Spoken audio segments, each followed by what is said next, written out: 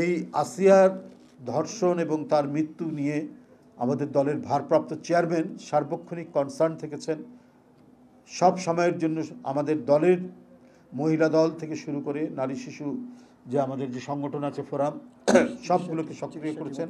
এবং চিকিৎসা টিম, আপনারা ডাক্তার রফিক সাহেবকে তো চেনেন, আমাদের দিন রাত তার চিকিৎসার জন্য ঢাকা মেডিকেল কলেজে, ঢাকা মেডিকেল কলেজ হাসপাতালে এবং সিএমএইচে দিন রাত তার খোঁজখবর রাখা, তার চিকিৎসা দেওয়ার ব্যাপারে কাজ করেছেন এবং সবার এই তত্ত্বাবধান করেছেন আমাদের দলের ভারপ্রাপ্ত চেয়ারম্যান জনাব তারেক রহমান। এবং তার পরামর্শেই এই সেলটি গঠিত হয়েছে, আইনি ও স্বাস্থ্যসেবা সেল।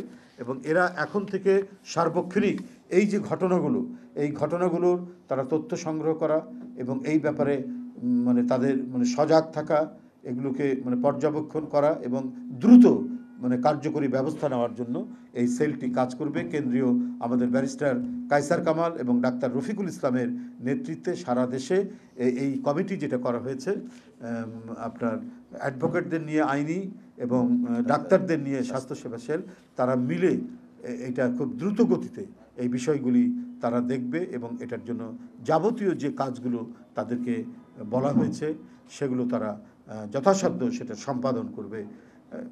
এটাই হচ্ছে এই উদ্দেশ্য নিয়েই এই সেলটি গঠন করা হয়েছে।